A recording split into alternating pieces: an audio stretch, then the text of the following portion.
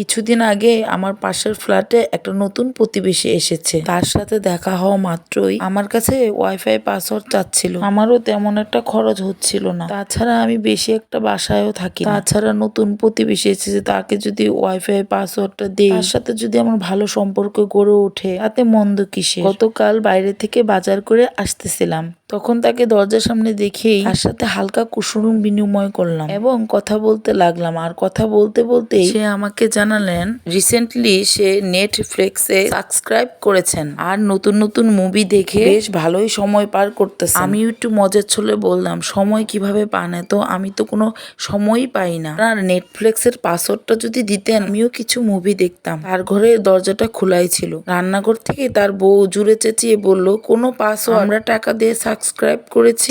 এমন কথা শোনার পর ভদ্রলোকটি হয়ে গেলেন, অবিড়ম্বনাতে পড়ে গেলেন। তারপর অপরিস্থিতিতে একটা হাসি দিলেন, আবারও আমার সাথে কথা বলা শুরু করলেন। আমিও এই বিষয়টা বোঝার না বোঝার ভান করলাম। কিছুটা কথা বলে চলে আসলাম রুমে। এতে করে দরজাটা আটকে দিলাম। ঠিক তার কিছুক্ষণ পর লোক আর তার বউ আমার কলিং বেল বাজাতে শুরু করলো। খুলতেই তারা আমাকে জানায় ওয়াইফাই নাকি কাজ করতেছে না, নেট নাকি পাচ্ছে না, নেটফ্লিক্সও দেখতে পারতেছে না, মুভিও নাকি দেখতে পারতেছে না। কি হয়েছে আমাকে দেখতে বলতেছে।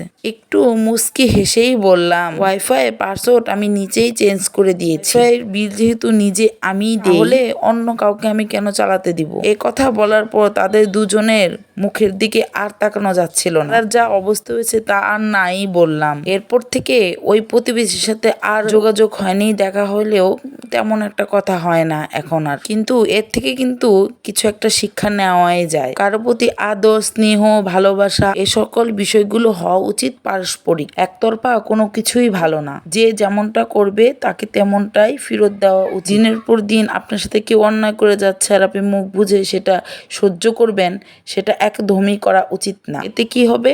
সে আপনাকে নরম পেয়ে গরম দেখাবে। কেউ যদি আপনার সাথে খারাপ ব্যবহার করে, তার সাথেও আপনি খারাপ ব্যবহারই করবেন। এতে দেখবেন তার করা ভুলগুলো সে নিজেই অনুভব করতে পারবে এবং উজ্জ্বল করে ফুটে উঠবে। কারণ সবাই ভালো ব্যবহারের যোগ্য না। যে যেমন ব্যবহার করবে তাকে তেমনই ব্যবহার ফেরত দেওয়া উচিত। এটাকে আমি কোনো সময় অসভ্যতা মনে করি না, এটাকে আমি মনে করি প্রয়োজনীয়তা। তাই এতটুকু জীবন থেকে শিখলাম, যে আপনাকে ভালোবাসা দিবে তাকেও আপনি ভালোবাসা দিবেন। সম্মান করলে আপনি তাকেও সম্মান করবেন। কেউ যদি রাগ দেখায় আপনার সাথে, আপনিও তার সাথে রাগ দেখাবেন। যদি আপনাকে ভুলে যায়, আপনিও তাকে ভুলে যাবেন নির্দ্বিধায়। ঠিক আপনি এই কাজগুলো যেদিন থেকে করতে পারবেন, তখন থেকে দেখবেন আপনি অনেক শান্তিতে আছেন। একসময় আমি অনেক বোকা ছিলাম, অনেক মানুষের জন্য কান্না করেছি, মানুষের জন্য অনেক কিছুই করেছি, কিন্তু দিন শেষে ফলাফল জিরো।